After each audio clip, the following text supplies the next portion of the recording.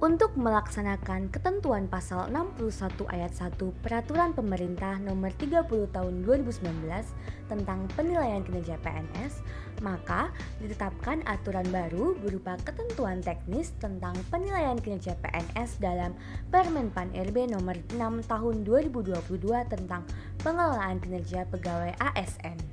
Pengelolaan kinerja pegawai terdiri dari 1. Perencanaan kinerja, 2. Pelaksanaan, pemantauan, dan pembinaan kinerja pegawai, 3. Penilaian kinerja pegawai, dan yang keempat, tindak lanjut hasil evaluasi kinerja pegawai. Pada video ini kita akan membahas tentang penilaian kinerja yang meliputi evaluasi kinerja. Evaluasi kinerja merupakan proses pejabat penilai kinerja mereview keseluruhan hasil kerja dan perilaku kerja pegawai selama waktu tertentu dan menetapkan predikat kinerja pegawai berdasarkan kuadran kinerja pegawai. Ada dua jenis evaluasi. Yang pertama adalah evaluasi kinerja periodik pegawai yang dilakukan setiap bulan atau triwulan, dan yang kedua adalah evaluasi kinerja tahunan pegawai yang dilakukan setiap akhir bulan Desember tahun berjalan atau akhir bulan Januari tahun berikutnya. Lalu, bagaimana cara melakukan evaluasi kinerja pegawai? Dalam melaksanakan evaluasi kinerja, ada 3 tahap yang perlu dilakukan. Yang pertama, menetapkan kinerja organisasi. Yang kedua, menetapkan pola distribusi predikat kinerja. Dan yang ketiga, menetapkan predikat kinerja pegawai. Langkah pertama yaitu menetapkan kinerja organisasi. Capaian kinerja organisasi digunakan untuk menetapkan predikat kinerja pegawai yang diperoleh berdasarkan capaian rencana aksi perjanjian kinerja.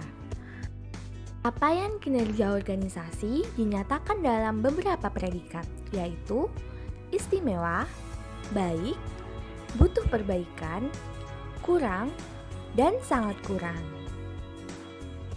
Setelah menetapkan predikat capaian kinerja organisasi, langkah yang kedua yaitu menetapkan pola distribusi predikat kinerja pegawai yang akan digunakan sebagai pertimbangan pejabat penilai kinerja dalam menentukan predikat kinerja pegawai.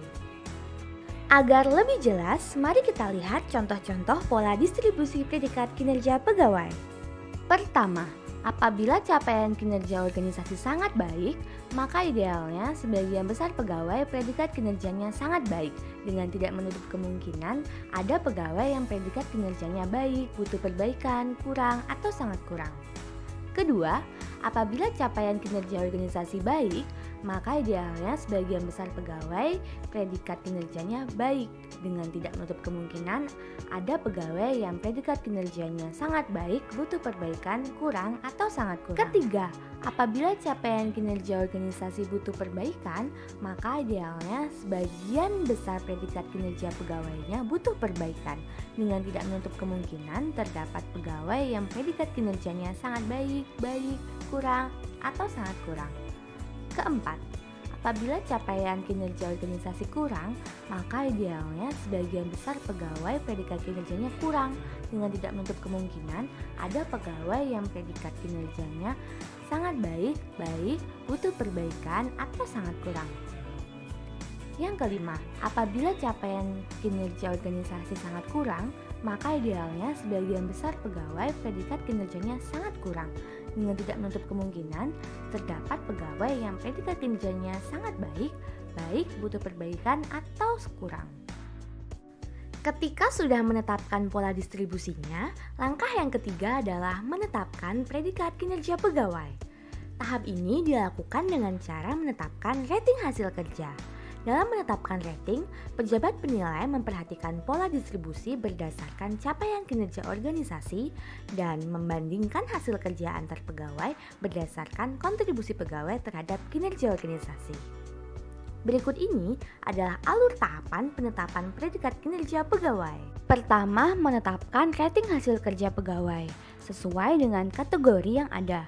Yang pertama, di atas ekspektasi apabila seluruh atau sebagian besar hasil kerja di atas ekspektasi dan tidak ada hasil kerja utama yang di bawah ekspektasi.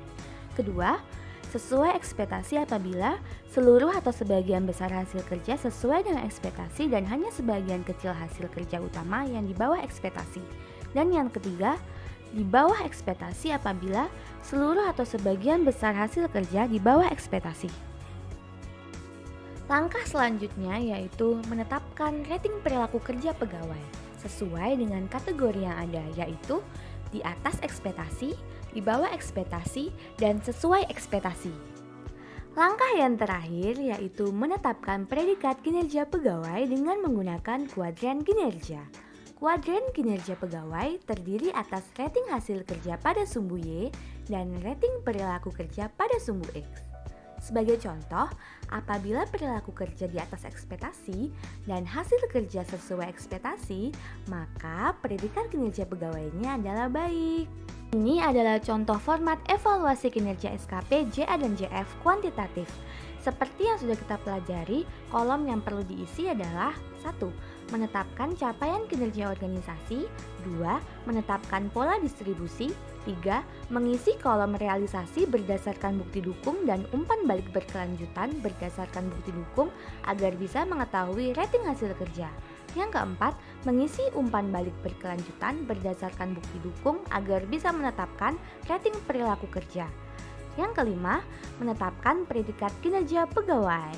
Kemudian yang terakhir, dokumen ditandatangani oleh pejabat penilai kinerja.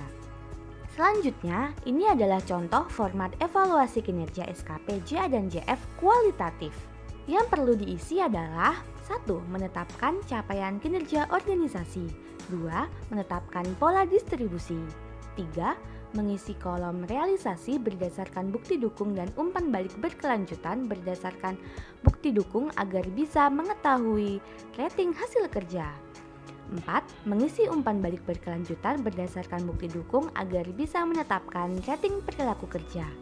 5. Menetapkan predikat kinerja pegawai. Dan yang keenam adalah dokumen ditandatangani oleh pejabat penilai kinerja. Ini merupakan format dokumen evaluasi kinerja pegawai. Apabila pejabat penilai kinerja tidak menandatangani dokumen evaluasi kinerja pegawai, maka dokumen evaluasi kinerja pegawai tidak ditandatangani oleh atasan pejabat penilai kinerja maksimal 14 hari kerja sejak jangka waktu evaluasi kinerja.